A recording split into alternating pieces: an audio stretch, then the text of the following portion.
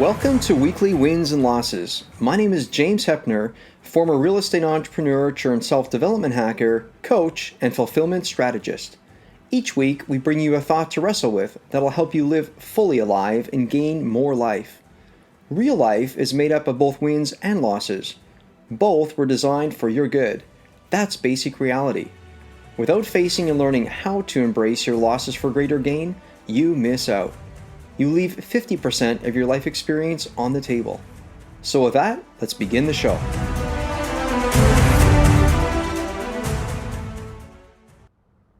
With inflation rates rising, interest rates shooting up, gas prices skyrocketing, and the continued global unrest, it's easy to find what's wrong in the world.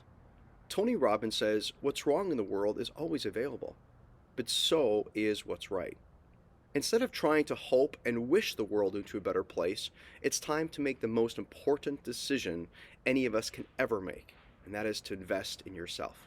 Now, you know I've always stood with you as you've navigated the uncertainties of life's reality. However, it's now time that I step up and take decisive action to walk alongside your current life journey in a new way, and that is by making myself available to you in a radical, new way during these challenging times. So for a limited time, I'm inviting you to a 45-minute strategic business life consultation. No charge and no strings attached. This consultation is where you'll regain the reins of your life. It's where you'll gain clarity on exactly why you're stuck, moving you directly towards your optimal outcomes.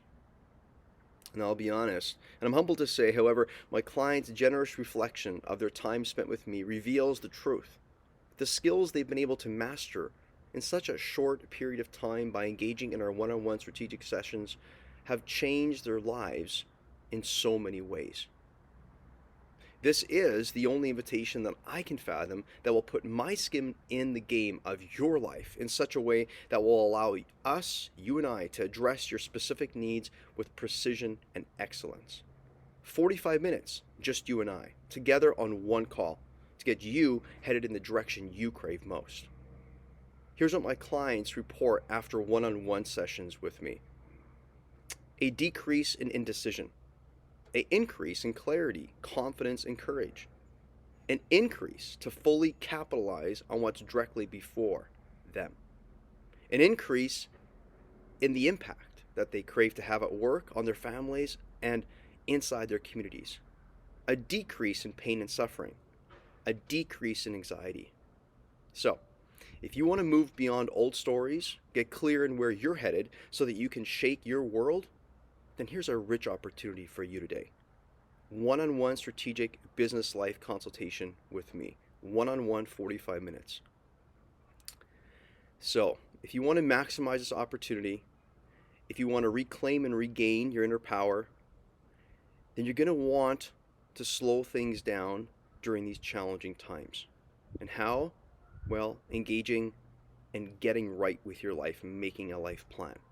I should let you know that this offer will fill up and expire. Click in the show notes to get your 45-minute strategic business life consultation. No charge, no strings attached. May this episode change your everyday life. Welcome, friends. Today we have with us a friend of mine. I got to know him a little while ago, but this is one of those, and I'm not really looking for another brother from a different mother, but this dude, I got on the show today, Jason Sherman. Jason is a successful entrepreneur and award-winning filmmaker. Jason, welcome to the show. James, thanks for having me, man. It's exciting to be here. That's lovely. Yeah. You know, one of the things I know when you and I got to meet and we got to know each other, one of the things that you and I talked about the morning that you and I began chatting, my wife had just left for a bit of a trip and I was kind of concerned that she was going to make it safely. And don't start. I know. And then you unfold and you said, well, that's part of the reason why I didn't get married or whatever. Right. It's true. It's a true story. Right. So, Wolfie, for those of you that are tuning in on YouTube, have a little look, Mr. Wolfie there. He is quite the pup. He's got a little, he's got some issues. He's got cancer and some different things, but Jason, ever the compassionate soul he is, he just takes care of. And you told me a story. You're right. Tell me stories about going for a walk with him and putting him into your backpack, and Yep, then yep. I got to some book. carry him. Well, he's 16 years old. I mean, he's like a Yoda, right? Yoda. He's like, "Arr, if you were 400 years old, you would look good like this, like so. He's a very old little Yoda, and I got to take care of him. So yeah, I got to carry him. Hey, Luke Skywalker would carry Yoda on his back. Remember that? That's right. There you So go. he's kind of like Yoda. I'm Luke Skywalker. I got the lightsaber back there, so there you go. You got it all figured out. It's funny what happens when you just focus on Wolfie for a bit. There you go. Yeah. For just a bit of context for the audience here, Jason. So as I was saying, a successful entrepreneur and award-winning filmmaker, and you're going to discover some of this. He's published some books. He's a tech startup expert, a journalist, and he's been featured by several media outlets, including the Wall Street Journal, USA Today, The Verge, ABC News. List goes on and on. I couldn't put them all on my website, man, because we need Oh, another page of that. So yeah. oh, and then of course you're fluent in Spanish, Sí, and sí, hablo español perfectamente bien. now here's the next thing. Apparently, you're classic. So you're trained. Classically trained in the violin. Yeah, I played when I was like 2 years old, up and Yeah, through middle school, well, elementary school, middle school, high school, then a little bit in college. yeah. But I was always the concert master, or Wow. otherwise known as the first violinist in all the orchestras I played in. So I'm very musically inclined. I come from a musical family. Uh, Father's a professional pianist. My brother's a Wow. professional violinist. My aunt is a professional guitar player. They travel all around the world playing, these people, Yeah. right? I'm the only one that doesn't travel around the world playing music, but I did in the 90s.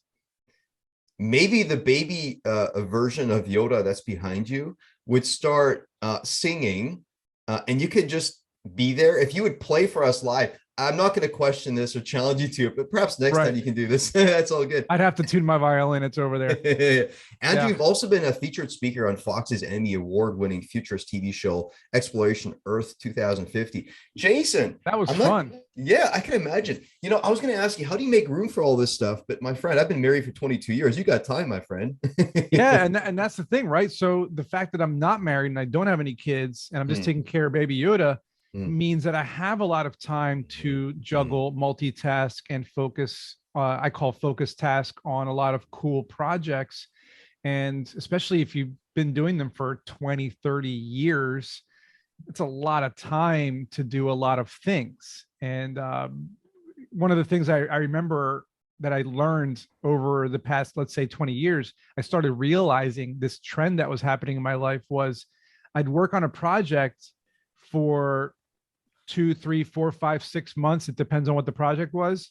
And then as I was coming to the end of the project and I was in like what you would consider post production, or like whether it's launching it or marketing it or, testing it, whatever it was, I would jump onto the next project while I was finishing the other one. So I could do my focus tasking on the next. So let's just say, for example, 2016 is a good example. 2016, I had just finished The King's Highway, my documentary.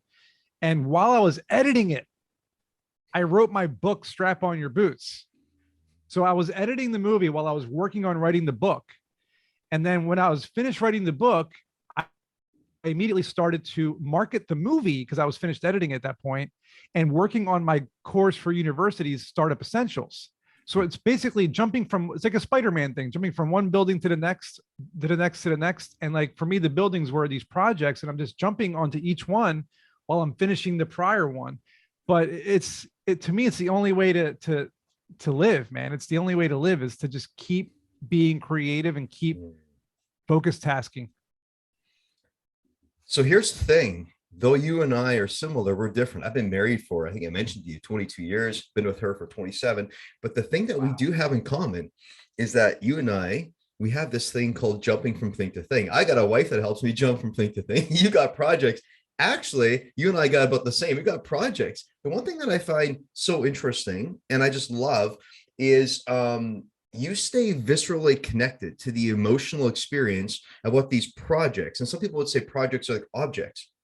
So you don't have a wife, you don't have a life partner. However, your life is full of relationships. And talk to us a bit about how do you find that emotional proponent within the work, not just that you're connecting to your work, but how is it that you find such a deep sense of connection without the need of having a primary partner. And I'm not solving for the fact that we should have a primary partner. I was raised, I'll be honest, I was anxious at 20 that I didn't have a girlfriend. And here I meet you, and you're like the opposite of me back when I was that age.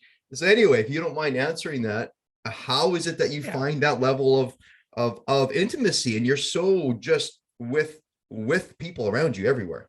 That's a lot to unpack. I mean, look, I just want to give a disclaimer that it's not like I didn't want a primary partner, marriage, and kids.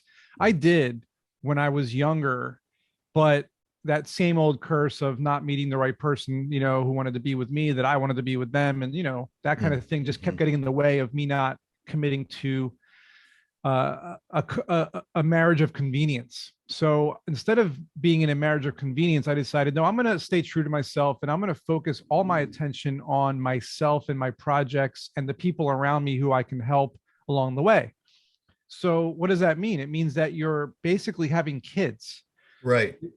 An app of mine is my baby. I have to nurture it. I have to help it grow. I have to release it into the wild and see if people like it.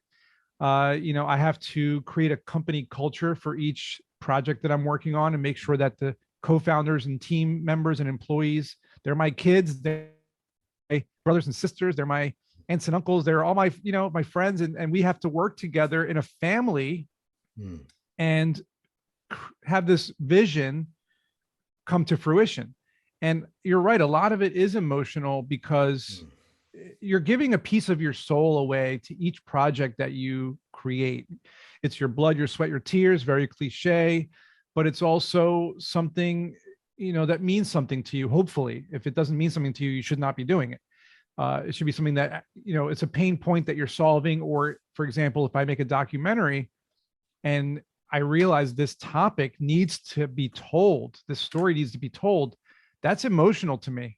Like I'm touching people's lives. I mean, I remember my last documentary, Cutting Corners, about unsafe construction. I did that during the pandemic. And I'm going to tell you right now, James, I cried while editing that movie over and over and over. Do you know how traumatic it is to like watch people tell their stories in tears? And then me having to edit that, losing their home, losing their son or daughter to a collapse, losing their livelihoods, being treated unfairly because of their color or their race. Like I'm sitting there editing it over and over and over again, because as an editor, it's what you do.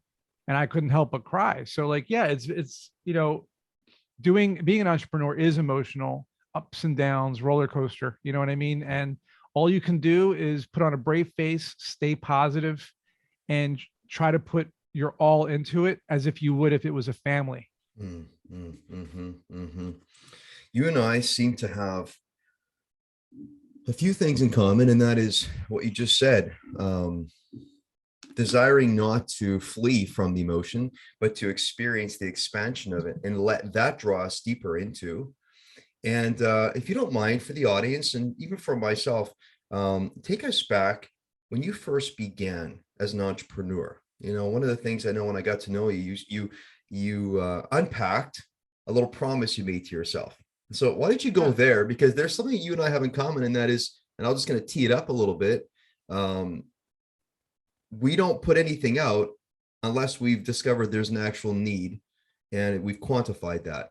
But go ahead. I was a teenager.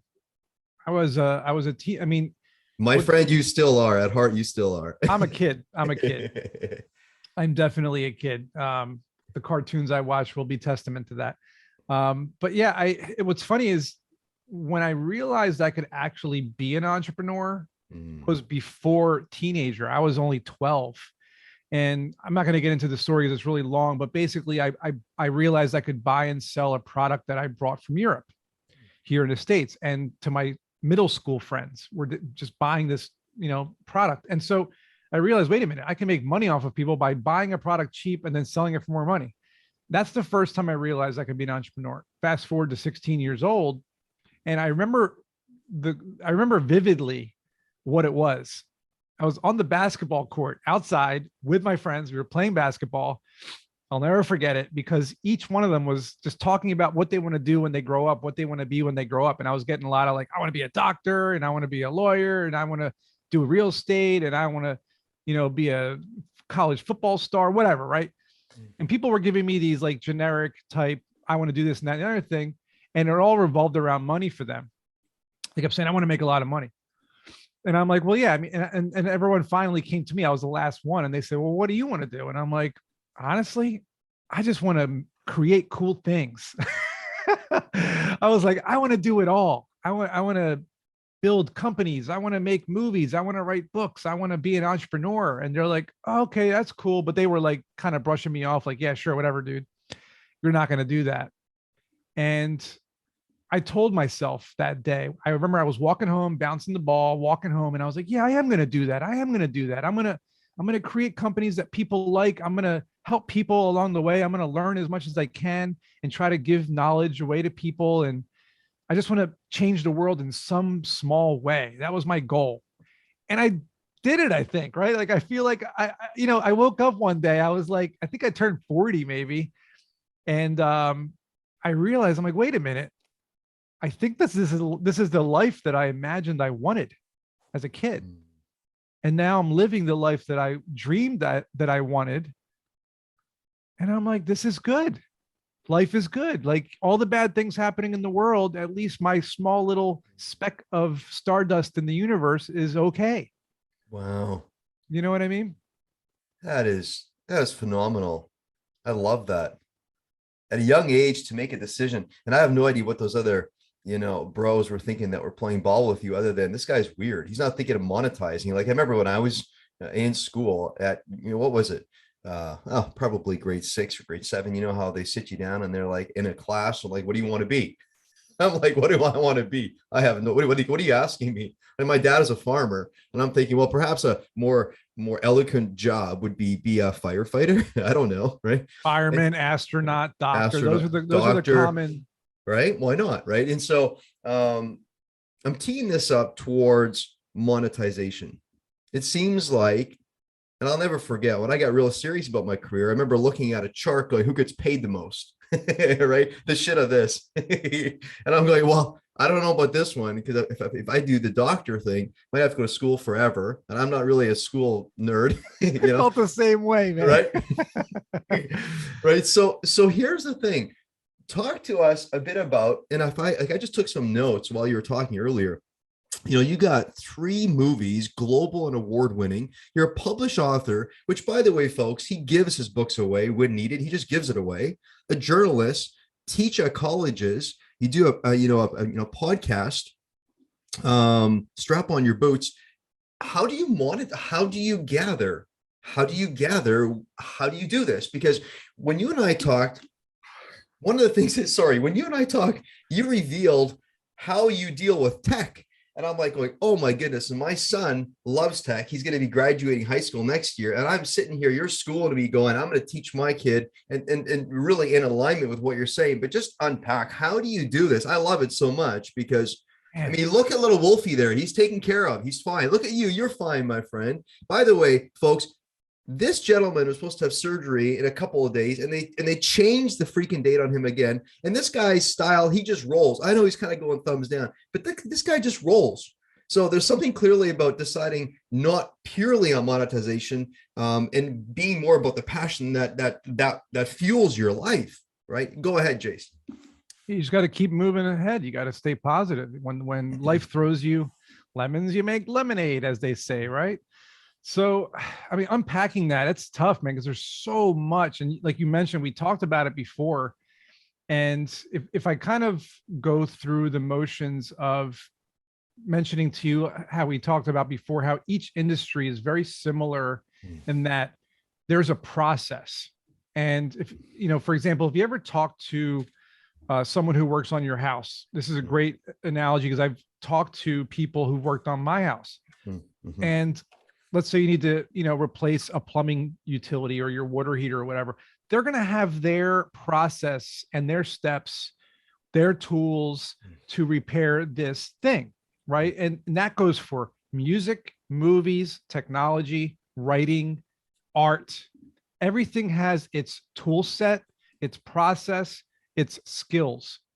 But what you'll find is they're all very similar. There's a huge kind of, there's an integration. What I noticed when you're writing something, for example, well, eventually you have to publish it.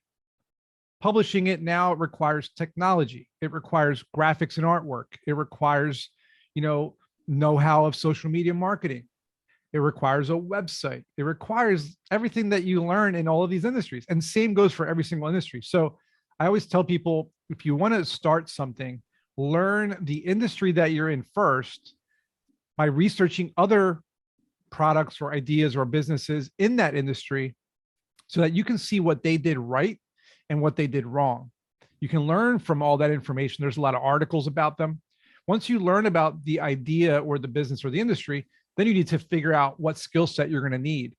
Do you want to hire or find co-founders to help you that are better at this than you? Or do you want to learn the skills yourself, which is what I did over the course of 20, 30 years, is I learned how to do every single possible skill you can think of by just doing it for 10,000 hours, the 10,000 hour rule. And when you do graphic design for 10,000 hours, music production for 10,000 hours, film editing, 10,000 hours, technology programming for 10,000 hours, social media marketing for 10,000 hours. And I can go on and on and on with another list of things. When you do that, you eventually have all of the tool sets, all of the skills that you need for every single industry. And guess what? You end up using them all because every idea requires all of them. Think about it. Like you mentioned my 3 movies. Who do you think did the artwork? Who do you think did the film editing? Who do you think made the website? Who do you think, did all the content, the writing of all the writing and everything? Who did the research? Who did the social media marketing and, the distribution of merchandise? Like who did all that? I did. So each of those things can be correlated to another industry. We can package it for like this podcast. The podcast, same thing. It's visual. It's audio. You got to do editing, right? You got to do copy. You got to write content. You got to do graphics for thumbnails. You got to post them on social media marketing. I mean, every industry is the same. And if you can learn how to do very specific skills that work for every industry, you're going to be way ahead of the game. That right there, what's interesting for me, what stands out so often when I hear, these entrepreneurs, these people who are wanting to be entrepreneurs, they have this idea of what it's supposed to look like. And of course, one of the first thing is let's hire it out. The only thing is, how do you know what to select? How do you know who to select? How do you know what is the thing to focus on if you don't have a developed idea to some degree what that involves? Right. Yeah. Right. You have to know what actually makes, if you're going to hire a social media person, you're going to have to know what that executive, what they would focus on and what to look for to choose and select the right one. Go ahead. Sorry.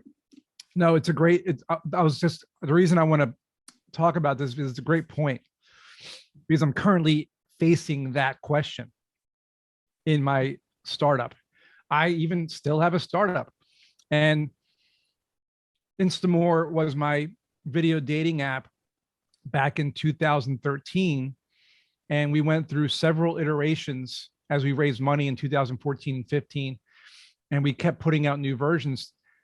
We're a decade in and we just released a brand new version. And guess what? I needed to do exactly what you said. And guess what I found out? Social media marketing has drastically changed since 2016. And I mean drastically changed. It used to be posting some funny cartoons and informational graphics on social media. They used to be making fun videos for YouTube back then, and now and it used to be really, it was even about blogging and stuff like that, but now it's all about TikTok. It's literally about making trending videos for TikTok to make people see your brand. It's about making clever, trending graphics for Instagram stories and reels and posts. It's about capturing your target audience through intelligent and creative campaigns.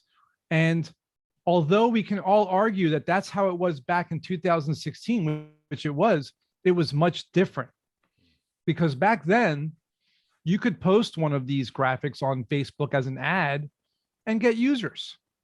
You can't do that today. People aren't gonna, they're just not gonna respond to that because they're smarter than that now. Cambridge Analytica exposed the data privacy breaches. People don't really want to do that anymore. And people respond more to video nowadays. Video has just taken off since we last tried this. So to answer your question, because this is not the answer, to answer your question, how do you identify who to add to your social media marketing team and how they can be most effective to show your brand to the world? The answer is you have to see what other brands in your space are doing that are getting a lot of user engagement. And then based on what you see, you don't copy them, but based on what you see, you get an idea of what the market is responding to. You also have to be really, really, really, really laser focused on what is trending. And when I say what is trending, like this month is Mental Health Awareness Month. You need to tap into that. If next week is, Women's, Health Month, or National Dog Day, or tomorrow is, favorite song day, or whatever the thing is, you need to tap into it. Keeping the message relevant for what is present in society, because this is what people are obviously focused on. Say Mother's Day is coming up. So if I talk about Father's Day, it's out of do the right thing at the wrong time is the wrong thing to do. So exactly. It's what you're bringing me to the awareness of, and the listeners, is like, actually, this isn't like it's some horrific thing that we've up leveled and titrated now towards what's current. It's just, it actually is a supporting mechanism to say, hey, listen, let's focus on this. And you have to have the brains and the heart and intention to say, hey, listen, if I really care for my audience, then I'm going to know, and I'm going to be relevant, and I'm going to choose to speak about that. And if my message so happens to benefit some of those things, I might plug some of those things in.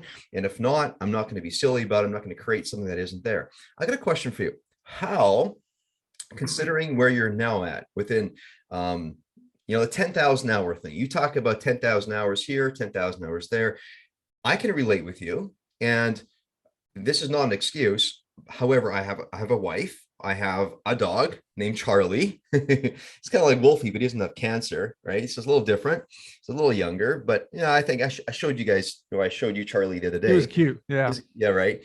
And then I got Ronan Harrison, 17, 15.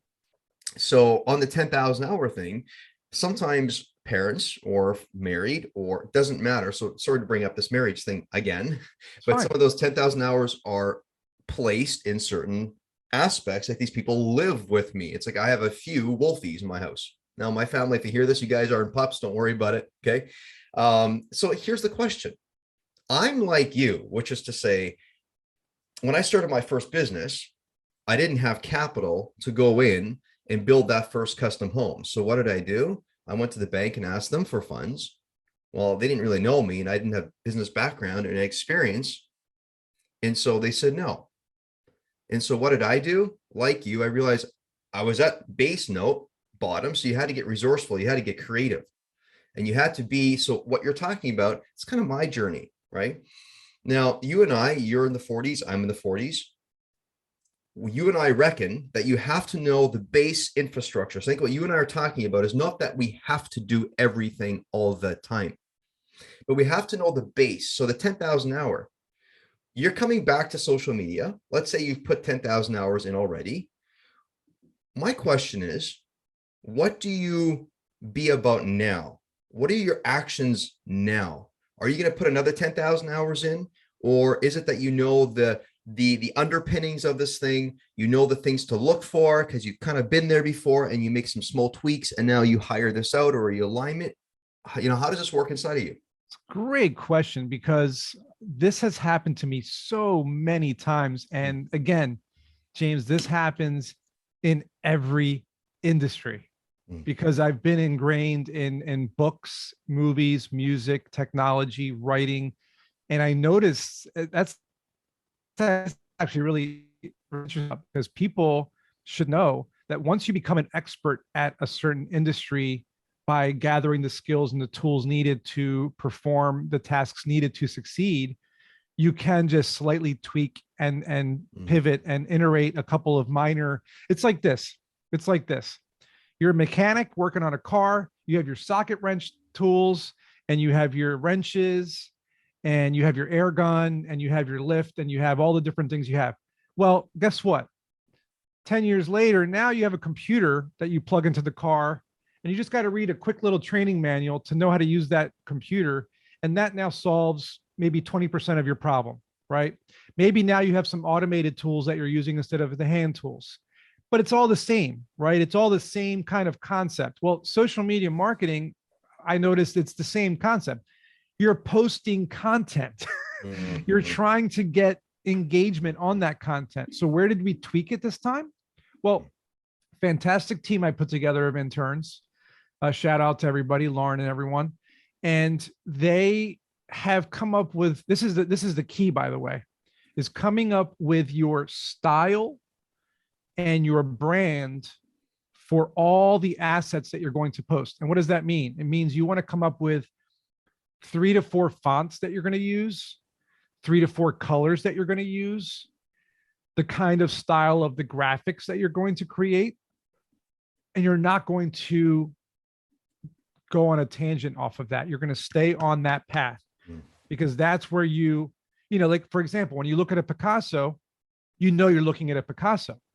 When you look at a Van Gogh or a Dali, you're looking at those artists. You're not messing them up with a Renoir or a Monet or a Rembrandt. You know which artist is which. And that's what you want to do. You want your brand to be, oh, that's Instamore, that's Google, that's Amazon, that's, Apple, because they have that brand. So once you come up with that style guide, then it's all about what we talked about before, coming up with those trending topics, coming out with relevant topics. And here's the word of the day, as Pee Wee Herman would say in the Playhouse: consistency. You got to be consistent. And that means you got to post daily, every single day. You need to post. Find the right times to post. This means Twitter has a different time to post. Reddit has a different time to post. Facebook, TikTok, Instagram, Pinterest, LinkedIn. Yes, we use them all. There's a different time and a place to post these, and you need to figure those out. Which is maybe why I'm not on any of them. Because here's the thing, I think I'm, in this way, you and I, though you're vested across the board on some of those, I love everything you're saying. And so I'm just at the small piece. If anything, I've chosen podcasting as my social outlet, right? So doing one thing well instead of spreading myself. So, and what I'm hearing you say is you're doing the things you're doing well. That's the idea. What you put your libidinal energies into, that you focus on doing it well. If you're just going to get out there and try, and listeners, you hear what he's throwing down. And I do these for all the projects that I work on, whether it's my movies, my podcasts, my books, everything. It's not just like you do it for your app. You have to do it for everything. A very methodical. Speaking of methodical, I'll ask you a question. Tell me, what's the truth? What's that hard truth that entrepreneurs, they know it's coming, but they probably just don't want to hear? Cue in Jack Nicholson. You can't handle the truth. Oh man, I love that movie. The hard truth that 99% of entrepreneurs that have come to me, because I do run a technology business where I basically help entrepreneurs build their dream, right? Technology platforms mostly. The thing that we come across, that I always come across, is they don't want to do the work.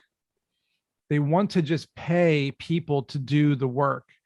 And that's not how this works, right? You can't just pay a lot of money for a NASCAR, show up at the race at the Indy 500 and race. You can't do that. You got to do the work. You got to practice driving. You got to train your pit crew. You got to pick the right tires, pick the right engine, find the sponsor, yada, yada, yada, yada. You got to go through the motions. And I can give you a million analogies like that. So a lot of people just want to get into the race car and start racing. And guess what's going to happen? They're going to crash, right? They don't know how to drive. They don't know how to navigate. They don't know how to work with a team. They don't know how to get people to rally for their car and cheer them on, right? Because nobody cares about the products or the services they're trying to release because you didn't make them care. You've tried to force it on them. So how do you avoid all that? You go through the steps, right? You got to, and I told you this for your son, and I tell this to every entrepreneur, and no one ever wants to do this for some reason. There are the joys in my life, James, are the far and few between people who I've told to do this, and they come back to me like a month or two later, and they say, Jason, I just got to thank you because I did all these things you told me to do, and I realized it's not a great idea. Wow. Or I found somebody else already built it. Or it's not going to work because of X, Y, and Z. And here's how you avoid spending tens of thousands of dollars, hundreds of hours or days or weeks. It's simple. And this might sound kind of analog, but you want to do everything manually at first. This means don't build anything. Don't hire anyone. Don't pay for anything. You can, I'll give you an example. Say, you're a college student, you just graduated college and you want to build an app and you want people, you say it's a $1 billion app. Everybody says that's a $1 billion idea. Okay, fine. Prove to me it's a $1 billion idea by drawing some mock-ups of this idea using a plethora of online tools that are free, like InVision or Canva or whatever. Draw some prototype screens, save them onto your phone, go to your college or wherever people are hanging out and show the phone and swipe through the screens one by one saying, what do you think of my app? It does A, B, C, D, and E. What do you think? Get feedback, have a survey on your phone available, 5 questions, and give everybody $1 for answering, $5 for answering. Who cares? Give them a free piece of pizza. We used to do free water ice, whatever it is. Get people to give you feedback. 100 people minimum. And then that 100 people is 100%. So if 80% of people answered this question and 40% of people said no to that question and 65% of the people said yes to this question, you have answers. So for 100 slices of pizza at $2 a pop, $200, and you have a real time to your audience revealing of what actually is. Keep going. Love it. And from there, you can take that feedback and now you can extract the data, which is minimal, but you can say, okay, this is good. I got a good basis on this. So guess what you do next? You don't build the idea still. You still don't build the idea. You still take your manual approach, which you can put up a free WordPress site, right? That has now your website. And now you might want to run a couple of minor cheap ads online to see if anybody cares about your product, or send it out to friends and family, have them share it, go back out again to the people in public and seeing if they'll sign up to this idea of yours. It's not built yet, but if you get, say, 1,000 emails saying they're interested in this product or this idea, you have something. And guess what? For product ideas, you got Kickstarter, you got Indiegogo. We didn't have these things when I was trying to do this stuff. I had to actually build these things, but now you have Kickstarter. You can pre-sell your products. You couldn't do that before. Use the technology and the tools at your disposal. They're free. You're just learning how to use this stuff, right? Now, if you get to the point where you're starting to see some traction, okay, you have at least 1,000 people interested in your app or your product or your service, or someone is willing to pay you up front for this service or this product, and you're taking in pre-orders, for example. Well, now it's a no-brainer. Now you have to start building this idea, but guess what?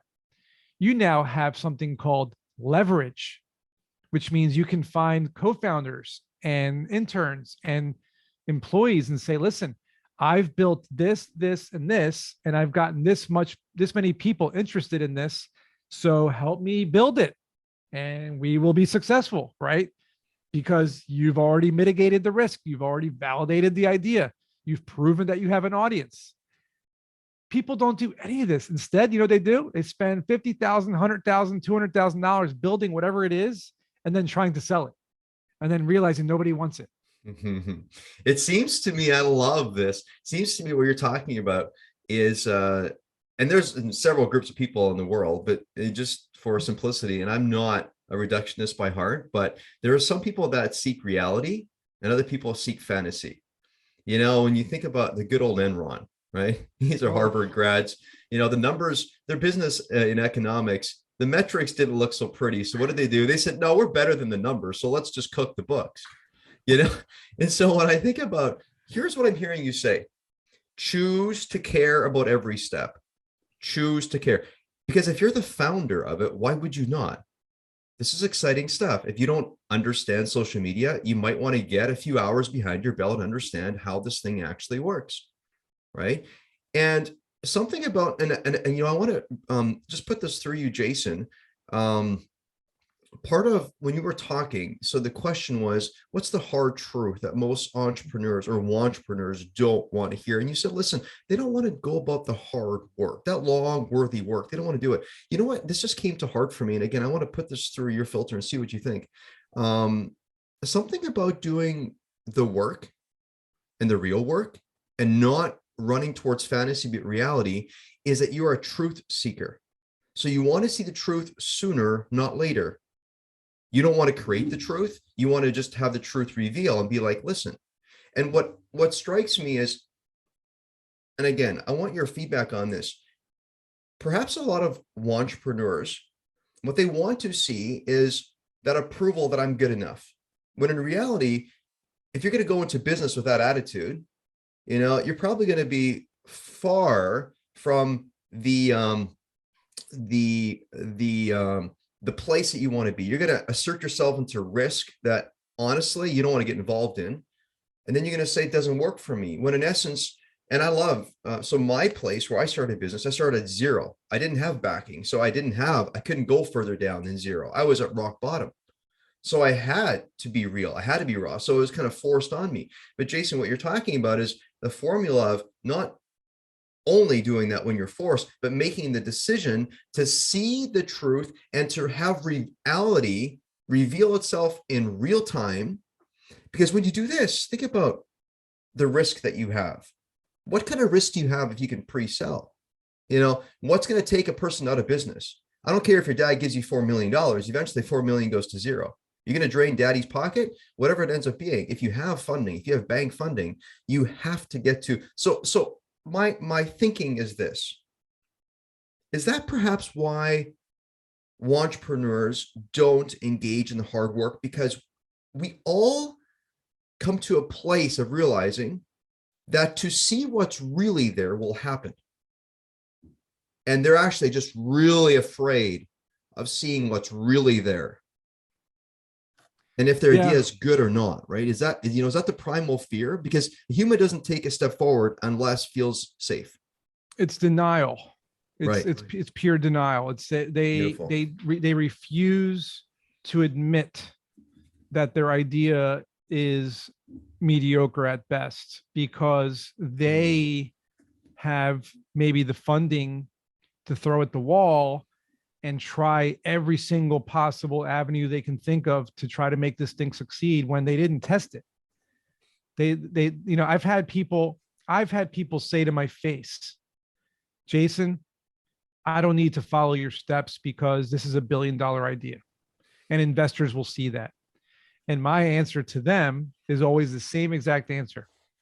My friend, investors want to see 3 things: traction, revenue, and a solid team. If you don't have those 3 things, they just don't care.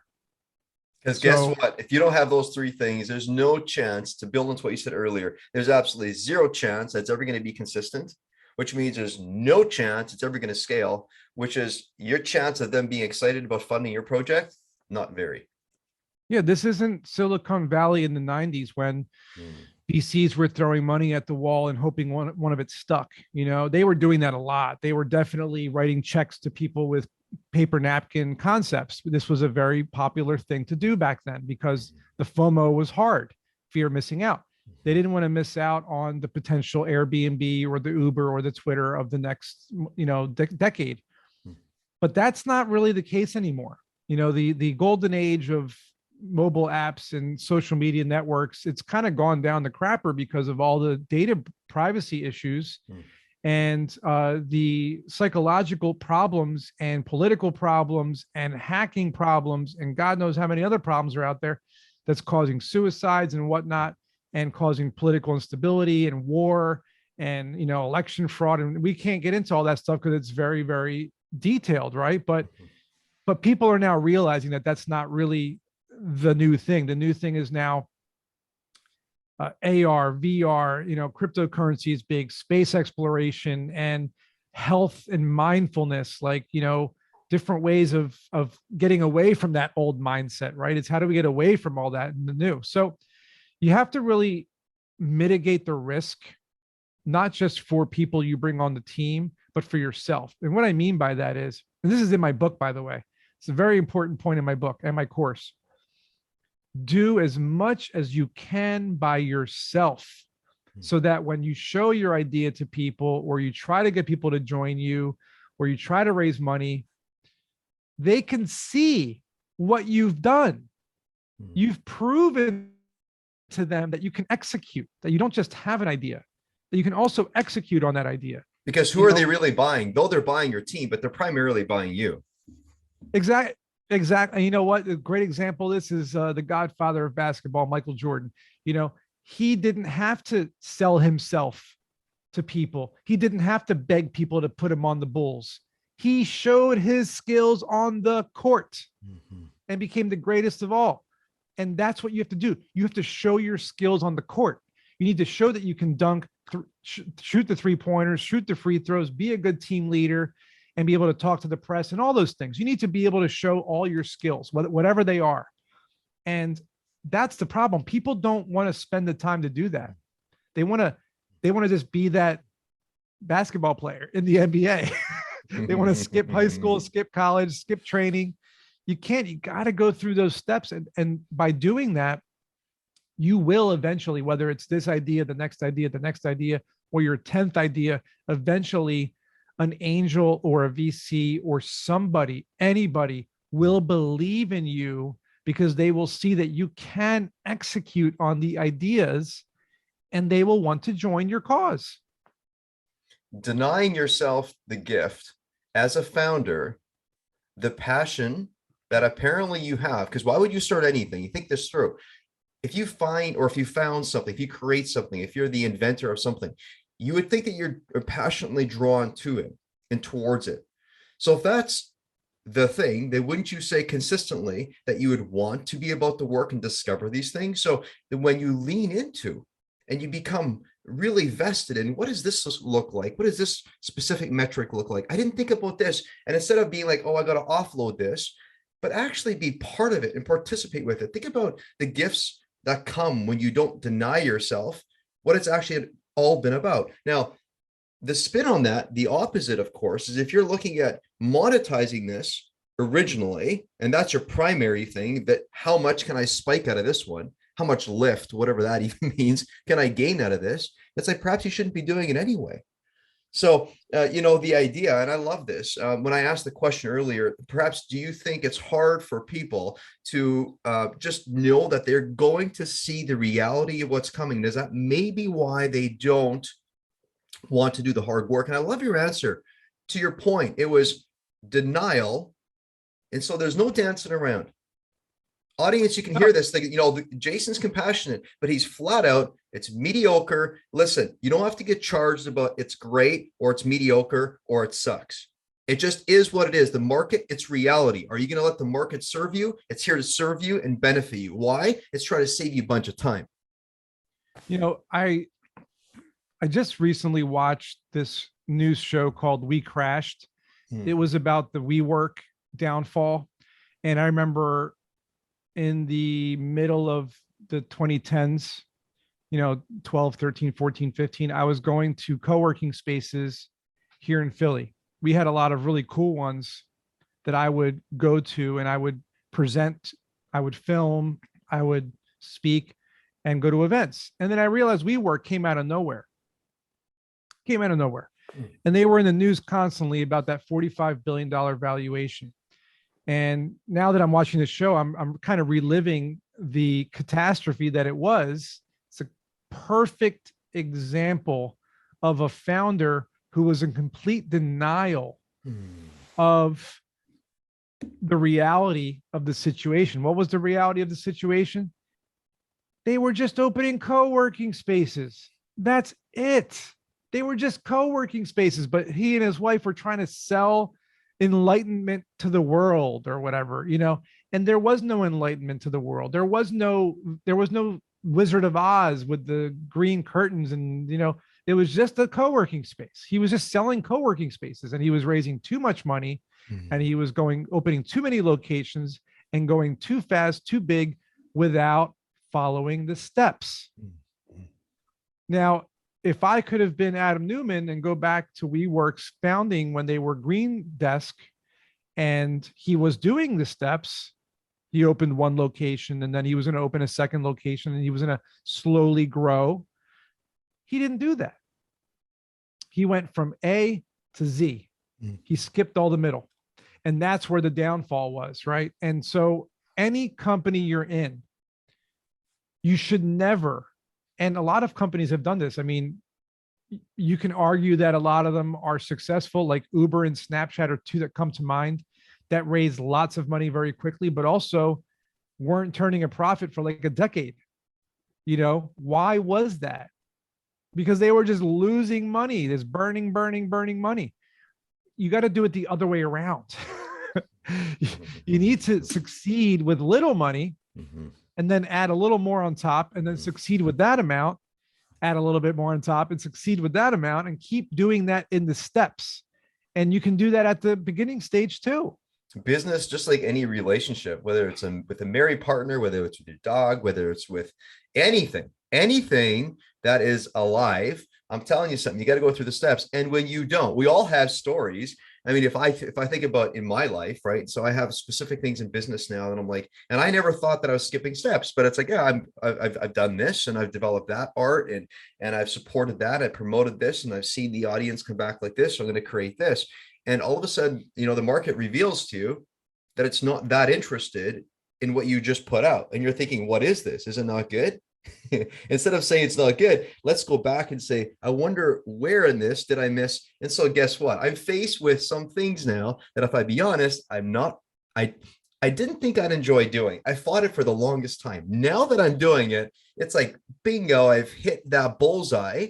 And honestly, I'm just so drawn back to it. So if we let the market reveal to us and let the market juice us, it's not, I can't believe you're saying I need to do all this hard work first. It's like, actually, I might want to, because I better understand what's going on. And why would I deny myself the gifts of actually being about the hard work? Because hard work actually creates that energy within us. If we don't do hard stuff, the human being is built to do difficult things.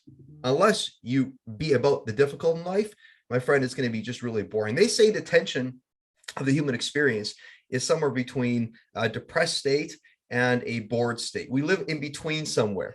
So think about this, right? Oh man, that's because we're the most intelligent animals. Most animals are out there trying to get food all day long, and we can order it with the push of a button. So we're more worried about what's on TV that night, and what are we going to do tomorrow, and what sport should we play, and where should we go travel to. And we have first world problems, big brain problems, man. And I think that's another problem, actually, and you mentioned market, let the market dictate to you. It's one of the things I tell every single entrepreneur is, you have these ideas for your idea, because it's, there's lots of ideas within your idea, but just because you want to change this thing because you think it's a good idea doesn't mean the market is going to think it's a good idea. And for me, data analytics is the holy grail of any business. I don't care what business it is. Data analytics tells you everything. the target audience, the market, they will tell you what they want. Look at every famous company that has changed something, whether it was McDonald's changing the recipe to their fries, or, movies changing certain policies to, bringing snacks to theaters or whatever the idea is. A company using a different fabric for their clothing that people were used to. And the world becomes an uproar. Like, why did you change this? Why did you do this? Why did you, you should be asking people first, do taste tests. Or, is this okay? No, then we're not going to change it. They don't do that. They just do it because they say, well, we're the company. We do whatever we want. And that's just not the way you got to do things. You got to listen to your target audience first. And like you said, it's all about the market dictating to you what decisions to make.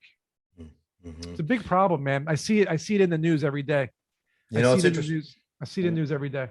What's interesting when you say that the human is a really smart animal, I look at the animal laying right behind you, and that's a smart animal. He can contribute. So we're connecting with what he's giving. He's giving, and here we are, we're contemplating, but I love this. I love it. Okay.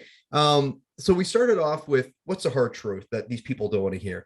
Let's move along. What are the top 2-3 things that entrepreneurs should do before starting a business? This is so important, listeners. You're going to want to tap into this one, because most people never begin.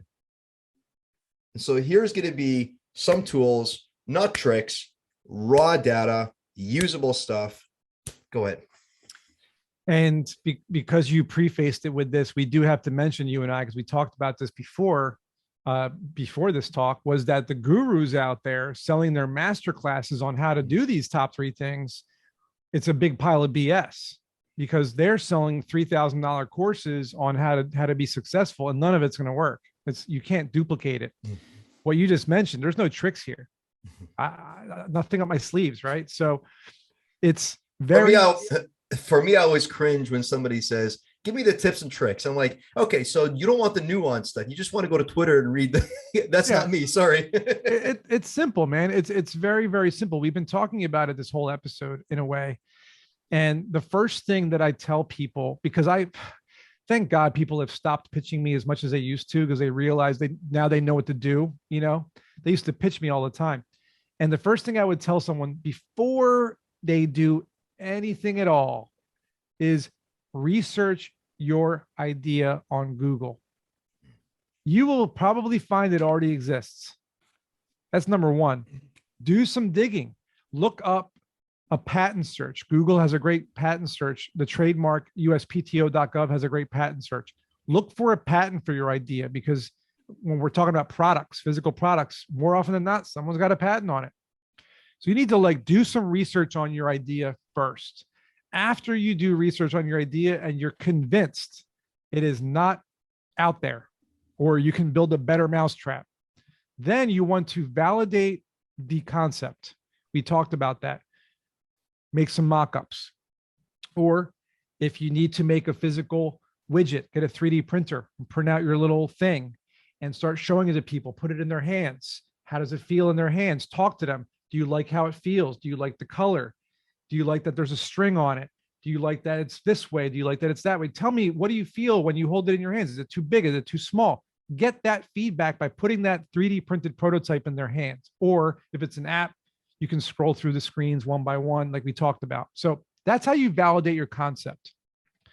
That's the second thing you do. The third thing you got to do is target your audience by doing different A/B testing. A couple landing pages, a couple of ads, might cost you $100, $200 total, to figure out who is your demographic, who is clicking on the link. Is it 18 to 30-year-olds? Is it 40 to 50-year-olds? Is it male, female, or other? Are they in America? Are they in Europe? Are they in Asia? Where, who, what, when? Once you have done those 3 things, then you can do the fourth, which is building your MVP, your minimum viable product. I don't care if it's a technology platform or a product or a book or a movie. Each one of these industries has a version of an MVP, which is in book form, you would write an outline. In movie form, you would make a trailer or start shooting some content. In a technology platform, you would build a very, very, very primitive prototype. When it comes to music, you would maybe make a couple of beats. You want to just build something minimal that doesn't take a lot of time or a lot of money or any money at all. And then start going through that same process over again, showing that thing to the people you showed it to, getting more feedback, right? Getting more validation, going through some more ads, saying, do a survey, give away an Amazon gift card to a random winner. Give us feedback on this new idea. It's like the old TV station and Hollywood studios used to do those focus groups, right? They used to put like 20 people in a room, give them donuts and coffee and say, what do you think of this show? What do you think of the main character? What do you think of the plot? What do you think of that dog? What do you think of this and that? And they'd get all the feedback and then they would change things in the show. You're basically copying the Hollywood focus group thing. It's like, they did it for a reason, right? Why would they do it and then you don't do it? Yeah. And why is it that, for example, most of us have had an experience where, let's say we walk through a shopping center, and at least I can think back, I think we were in the Edmonton Mall, or was it Mall of America? I forget, but we're going on this little walk. And I remember we had the stroller with our kids, and they had these people, and they're just kind of moving about in the hallways, and they're drawing people in and say, hey, come and watch this little video and we'll give you like $5 a piece or something like this. So we had 4 people, and they said, well, these are too young. And I kind of made my case, but they said, well, no, just 2. But they gave us $10, and I walked out, and it was actually kind of enjoyable. And so, but then after you go, wait a minute, I think they're just collecting data here. This is kind of interesting. And I never ended up presenting them. So think about this. We need to be doing more of this stuff, right? People have you take surveys in the street, right? Mm-hmm. People, there's everywhere you go. I used to go to movie screenings back in the day. Mm. And after the movie screening, they'd give you a survey and you had to fill it out. Mm. And you get to see the movie for free. I did those. But they take that feedback and they use it, man. Like, you need to, like, all I can say is this: every large corporation or industry has been implementing these tips and tricks for a century. Like, they work. And so, what's so interesting? Tips and tricks literally comes down to about the same response every time. It's going to be work. It's almost common sense. It's common sense. Are you willing to be about, and some people say it's non-sexy work. I think it's the sexiest work, because honestly, if you're looking for long-term, listen, long-term pleasure, not short-term gain, and long-term pain, right? You want to have long-term gain. Something that comes to mind when you talk about research the idea on Google. Back in 2001, Meg and I got married in 2001. One day I was sitting on the sofa and Meg was out with friends, and I was contemplating these thoughts, right? And so innovation and different ideas and what could I put together, and just writing ideas down. So I was going through a bit of a scratch pad and just kind of documenting and flowing it out. And then all of a sudden I had this idea, and I was getting really sleepy. I had the football game off in the corner, and I had the idea, if that lamp over there could just turn off, how? And I thought, well, honestly, make a sound. And I thought, well, I could yell at it. You got it. And I clapped, and I thought, wouldn't that be nice if that lamp went off? I clapped. And she reminded me, because she came home and I was so excited. She says, what's happening? That was such a popular commercial. Clap on. I had no idea. Like, in our home when I was a child, we didn't have TV. Right. So I'd never seen the commercial. So I announced, Meg comes in the house, and I announced, I got a business plan, baby. We're going to go into business developing this product. We already had business ventures in real estate and property management, different things. But this is going to be a little adjunct, and it's going to be beautiful. And she said, hey, honey, have you ever seen the clapper? So she's saved. Think about, so any of you listening here, think about times when maybe just having a conversation, opening up with grandma, opening up with your auntie, uncle, somebody who's and make sure converse, like Jason's saying, with someone who's relevant within the demographics that you believe this product is going to be launching into. Have a little discussion, but make sure you don't just talk to people who likely will give you a biased idea, right? And I'm not saying family will give biased idea, but you want to get to the market, people who will just give you what is there. They're not connected to you in any which way. frankly, they want the dollar, they want the pizza, they want to get going basically, right? So, and one of the reasons why I'm such a stickler for this simple rule of just basic research on your idea is because I've been on both sides of the fence on this one mm, for like 30 years, man. I've been coming up with so many ideas that I would, half of them I would do research mm, and I'd find that they already existed in some form. And the other half didn't exist, but I didn't build them fast enough. And then some other company did. And I would see one pop up like 5 years, literally 5 years later, some app would come out or some product would come out. And I'm like, wait a minute, I came up with that idea 5 years later. So like, I always feel like I was ahead of the curve. To me, it's more like validation that it was a good idea and that I come up with good ideas versus like, oh, someone stole it. Who cares? I didn't build it. They did. right. Totally. Totally. Focus on your idea, man. You're not focused on that. It has to come back to you, and that you're looking at it going, listen, if the market doesn't want it, it's not worth creating. It's not helping. It's not. So to your point, I want to create cool things that benefit people. Like I think, and I'm kind of butchering what you said earlier, but that's kind of what you're about. You're this human that says, listen, I want to create things that have a mission, purpose, that activate me. And yeah, if there's monetization behind it, fantastic, but let it be known that I'm truly about that part. So here we are. First step is be about the hard work. Second step is 3 steps. Real simply, research your idea on Google. Who doesn't have Google? Validate the concept. Number 2. Number 3, target your audience. Number 4, MVP. You actually create it to some degree. Once you've achieved certain goals, what should you do next? And everybody talks about scaling. So listen, folks, do all this other stuff before you scale, because you can't scale unless you do it. What should you do next to scale your business and to make this thing a residual? And scaling is the toughest out of all of them, believe it or not. People think that it's the easiest because they're like, oh, well, I did all the hard work, now it should be easy. But it's not. And normally the reason why, and this is a personal experience I had with my app, for example, is we raised money to scale.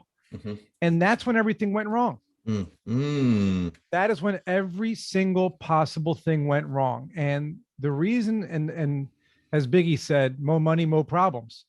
It's true, because we now had all these people breathing down our necks and trying to change our strategies. Like, well, we think you should target this market, and we think you should change the app to do this. And we think, a lot of we think. And we were being pulled in so many directions that the product didn't work. It was just, it was the byproduct of all these different ideas and people pulling us in different directions. So when I think scaling, I think not changing a damn thing. Stay the course. Whatever, if you raise $1 million or $5 million or $500,000 for your idea because you have some level of success, you've proven your strategy, your app works, your product is selling, whatever it is, don't change a thing. Keep operating as a nimble startup for at least another year. Now you have some money. That means you can hire some people. That's super valuable. You can do a little bit of extra marketing. You can maybe do a couple of extra ads, but don't think, oh, now I have all this money, I can get a big office, I can hire 50 people, I can spend money on like national video producers, and like, that's how you lose your money. You need to keep the mindset that the money is there, but it's not to spend, it's to support. There's a big difference between spending and supporting. Spending means you're just like, oh, I'm just going to start buying, paying. Supporting is more like, well, when we were a startup, we really wanted to run this video ad on TikTok, but the influencer wanted $5,000 and we didn't have the $5,000 for that influencer, but that influencer gets a lot of engagement and we have a feeling that she's going to get us a lot of users for our app. We have the $5,000 now. Now we can pay the influencer for that one video. And let's see what that one video does. Did we get a lot of downloads or did we not get a lot of downloads? If we do, then we know it works. We can do something else like that. If we don't, that's where you got to take a step back. Startup mode again. How can we get the user engagement we need? Should we create our own video instead of spending 5,000 on an influencer? Should we create our own video, take $5,000 and make a really high volume production video of our own doing, and then pay for ads on that video, you know, instead of paying someone else to make the video? So there's just lots of different things you can do, but the main thing is to avoid overspending. I remember in the 2010s, once again, it's a very crucial moment for me in those years when I was like you mentioned, I was a journalist in the technology industry, not anymore, but I was then, really integrated and embedded in the tech industry, and like seeing all these founders raise so much money and gone, raise, gone, buying cars and offices and paying for all these crazy things. Money was gone. We never did that. We raised a lot lower than everybody else did, and we lasted a lot longer than they did, and we got much bigger than they did.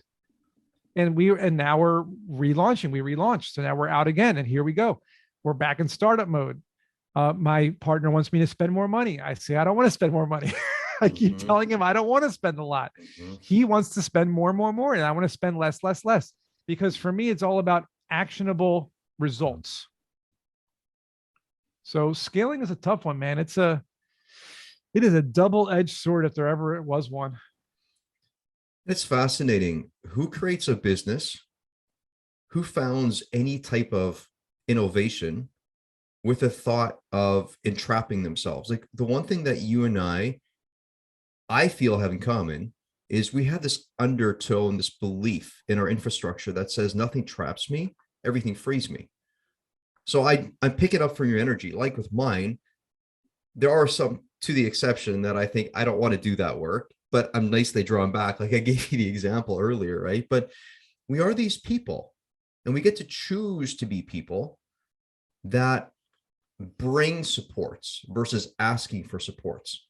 So what I'm hearing you say right from the very beginning of launching anything, you can be an asker, and an asker is often a taker. Or you can position it as, I am going to be a creator. And a creator is somebody that brings, somebody who's a giver. So when you talk about scaling, I think what comes alive in me is perhaps how you start. You know how they say, what you start is how you finish, typically. You know, how you finish is how you start. Ask yourself at this point, for all of you that are tuning in, who are you at the core? Who might you want to be? When you start something, when you start it with, I'm going to look for where my supports are, I'm going to look and I'm going to ask for where they are. Ask yourself, are you being a generous person? Or are you looking to receive and receive, but not really bring what you want? And I have this little thing, and that is, I think if we're at our highest state, we create the supports that we're looking for.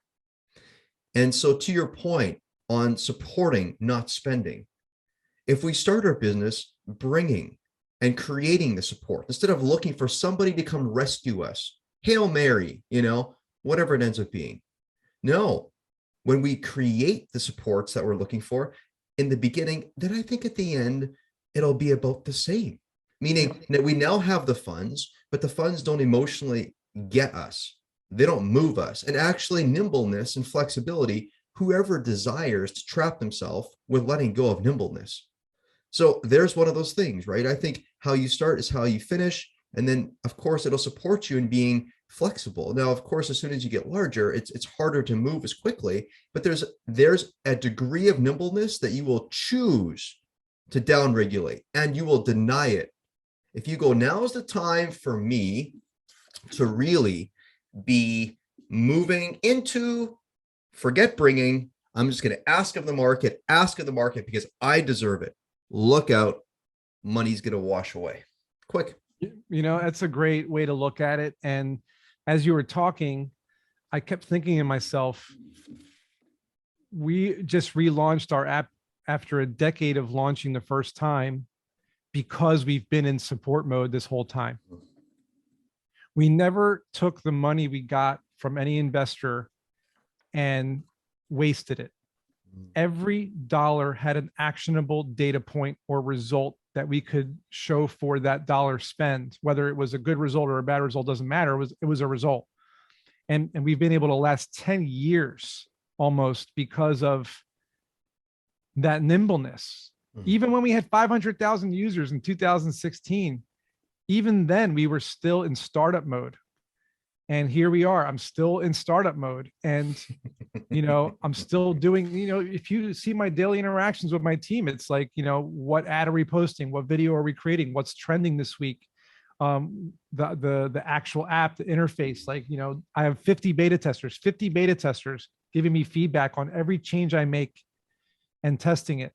And I listen to what people tell me that they like or don't like. I don't make the choices myself. I ask first, and so like big companies don't do that. Big companies, they just roll stuff out and they expect you to deal with it. And that's just the way it is. And I don't think that's the right way to do it. I think that money, when you raise money, I think it's, again, support, but it's more about having what you need to scale versus scaling to get what you need, which a lot of people are like, oh, well, I want to scale so I can get a $5 billion valuation. I was like, what are you going to do with a $5 billion valuation? After a certain amount of money, I mean, there was like something I saw online where if you made $200 a day since the days of the cavemen or the dinosaurs, you still wouldn't have as much money as Elon Musk. What are you going to do with all that money? You don't need it. What he's going to buy Twitter now, right? So, okay, so big deal, buying Twitter. How is that helping the world? So when I do something, I want to affect people around me. I want to change something around me. I want to create something useful, something that's going to connect with somebody emotionally and make them realize that there is something important in the world that they should be paying attention to. That's not just a picture of food on a social network or whatever it is, so for me, for example, with Instamore, it's all about connecting people face to face and avoiding scams and avoiding the bad dates and avoiding bad chemistry, finding friendships, just basic friendships. We've lost that during the pandemic in a horrible, horrible, horrible way. You have a dog, I have a dog. We're both guys. Let's meet up at the dog park together as guy friends. It's clear what you connect with, Jason. It's clear. What comes to heart for me is you connect with these words, 2 of them. 3, I get to. I get to be in startup mode all over again. Hallelujah. I get to wake up. I get to be in startup. By the way, no, I don't need somebody to strap on my boots. I get to strap on my own boots. I get to do this. What a gift look at that energy. So this is what you're bringing to people. But let me tell you something. This is fueling you every morning, and it's contagious. Speaking of contagious, you seem to really enjoy focusing on where your responsibilities lie versus trying so hard to achieve some mechanism of relief. What is it about you that takes the wins of loss or wins of life and losses of life, but has you go, it's all for my good? Talk to me in relation to responsibilities and relief. You drill in responsibilities. What is this? I think that one of the things that I notice from people around me my whole life is the inability to be proactive and to let their lives fall apart. I notice that a lot, by the way. And the responsibility of staying on top of your life and making sure you're the best version of yourself is so important. This goes into the relationship situation where you're talking about marriage and kids. And like, I don't have a wife and kids. A lot of the women I dated in the past, they were not the best versions of themselves. They weren't their responsibilities, whether they were in debt or didn't have a place to live or didn't have a car, didn't have a college degree or weren't happy in their job and so on and so forth. These things kind of prohibited me from being in a healthy relationship with them. So I've just made sure that all of the things that I feel as though are important in someone's life, that I stayed on top of them and that I made sure that I focused on them so that I feel as though that I am leading a good, healthy life. And that's so that I'm helpful to others, because if you're not in a good place, then you can't help people get in a good place. So when I help other people, it comes from my personal experience, whether it was heartbreaking or difficult or challenging. I can say, listen, I might not have had this exact situation happen to me that happened to you, but I have something similar that I went through, and here's how I got through it. Mhm. Instead of giving them instead of the whole here's what you should do scenario that people try to push on you, like if you lose a family member or you lose a job or whatever, well, here's what you should do. I don't say that. I say, here's what I went through, and Mhm. here's what helped me get through it. Take it for what you will. It's just a story. Extract what information you can from it, and then hopefully you can apply it to your life situation. So you're right. I wake up every day with a smile on my face. I do my best to keep everything in order and keep everything moving in the right direction. And you can't focus on money as much as a lot of people do in the world. We understand money makes the world go round. You need it to survive. But if you focus so much on it, you're going to keep missing out on what life has to offer because you're so focused on it and you're so focused on what you want to have, keeping up with the Joneses, and you're going to miss out on the things you do have. You know, you might not have the biggest house in the world and the nicest car in the world, but you know, you might have a cute dog, and you might have, you know, a nice comfortable house, and you might have friends and family who care about you, and you might have a business that's succeeding. And just enjoy yourself, man. Don't worry so much about all the little details. Something just came to mind here. Isn't it interesting? When we focus on money, typically we end up focusing on relief. We end up seeking relief. But when we focus on that which we have control over, and that is to be prepared, like one of the things that I'm picking up, that you're going, listen, I consider it an honor that I get to not only be in startup mode, and not only I get to strap on my boots, but I get to be responsible and proactive. Like, what a gift. Again, you're initiating that support instead of you being like, hey, society, could you support me in this? You're saying, yeah, I'm not an island unto my own. Like, that's one thing that I find very curious about. You know, when I first got to know you, I think I shared a little story, and I'll just, for the audience, because you guys haven't heard this, I had an uncle and he's passed away. So 2 years ago, he passed away from cancer. And my dad had 11 siblings in his family. And when I was a child, I never remember, or I never forget, my Uncle Dick came to our home. We lived on a country acreage. And my mom would make these meals and invite him over. And he came over, and he came over on his motorcycle by himself. And he was this bachelor guy, and he loved working with his hands. He had this machine shop and really technically creating a whole bunch of wonder for the world, for himself to enjoy. And so while the meal was going on, my curiosity really dialed in when my dad says, so what are you going to do after you finish the meal here? He says, well, I'm going to go home. My dad says, and what does that mean for you? He says, well, let's be honest. When I go home, I get to be right again. And you don't strike me like that kind of person. Yeah. Which, of course, bachelors, whatever this is, they aren't all the same. But I love this about you. Lastly, last question I have for you. I tend to ask this every now and again. You seem like an honest, authentic, raw dude.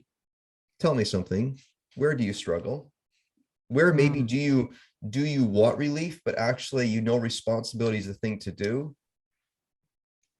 This is a great question, because I do say this to my friends and family all the time, that I need help with a variety of things that only I know how to do.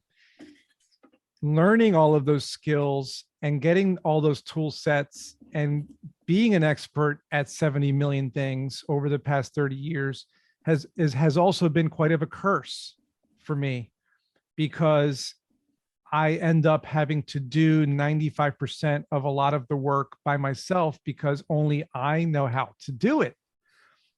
So that is where I struggle on a daily basis. Is I realize that I have to go through the motions of doing certain pieces of work that I may or may not want to do, but I know that I have to because nobody else can. And that's the struggle for me. That's always been the struggle for me. Hey, brother, I see you. I feel you. It seems like the very edge of one side of the sword has another edge. So damn close to each other. So damn close. It's Darth Vader and Luke Skywalker with the lightsabers, man. And to your point, we get to enjoy the fact that it's on either side of this, of the edge. And it's on our terms. It's on our terms. It's on our terms. I love it. Jason, I had an amazing time. It was as good, better than I thought. Well, you didn't disappoint the first time nor second time, but anyway.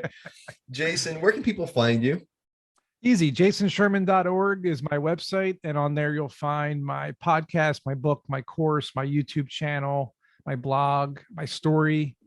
And you can find me online everywhere. Just search my name and look up different projects I've worked on. Lovely. And try out Instamore, man. Download the app. It's a really cool app we just launched. And if you're trying to meet friends or a partner or someone to walk your dog with. so here's a guy who isn't married. He created an app. There you go. I love it. It's wonderful. jasonsherman.com. Can you spell your last name? jasonsherman.org. Sorry, .org. Whoever owns .com, if you're listening, please sell it to me. I've been trying to get that for 20 years. Could you spell your last name for the audience here? I'll put it in the show notes as well, but anyway. Yeah, Jason, SHERMAN, jasonsherman.org. If you Google me, I usually am the one that pops up because there's no other Jason Shermans out there that are as into the different things that I do. So lovely. Okay. Yeah, and watch all my movies when you get a chance. Well, we shall. And by the way, if you don't mind, could you just, your movies again are just spitfire. Yeah, go ahead. So if you go to delphiafilms.com, you'll see Bucks County Massacre. Watch the director's cut that we released 2020. King's Highway, historical documentary, 2016, and 2021 we released Cutting Corners documentary. So 3 movies. Go to delphiafilms.com and you can watch them all. Lovely. Any final wise words from Mr. Jason? Yes. Do what feels right in your heart when you create a new business. Don't listen to other people when it comes to, what you should do with your life. Do what you want to do. But the key here is to do it. Don't just think about it. Don't just wonder if you should do it. Don't be afraid to do it. As Yoda said, I like bringing up Yoda a lot because he's listening still, is do or do not. There is no try. There's no try. Yoda is always about strapping on the boots, not resentfully. He's doing it. That's what he's all about. Jason, it was a pleasure. Thanks for being on the show. Thanks, James. Appreciate it. I sincerely hope you enjoyed that little interplay. If you liked the podcast episode, let us know by subscribing, leaving a little review, and sharing with a friend as you feel appropriate. Honestly, the guests that I host on this show, they love the feedback, and I personally love knowing that you're listening. So whether you choose to work with me as a guide or not, and that's your guide or not, that's simply great. Why, you ask? Well, because you're obviously one of those that's listened to the very end of this podcast. You've clearly made a decision to invest in yourself, and honestly, how isn't that just the best news? So if you decide you need and or want to get unstuck by activating your creativity and your resources, if you want to see things clearly, if you want to get to your next level, if you want to live with vibrant energy and passion, simply go to www.jameshepner.com for one-on-one coaching, and or go to www.weeklywinsandlosses.com for the no-charge Friday noon Global Community Weekly Wins and Losses video call. So again, I thank you for investing in yourself. See you next time. My sincere hope is that you've gleaned a few nuggets for yourself and a few pieces of interest that help you move forward in your unique journey. So again, I thank you for joining me here. This is James Hepner clocking out. Until next time, peace out, rock up.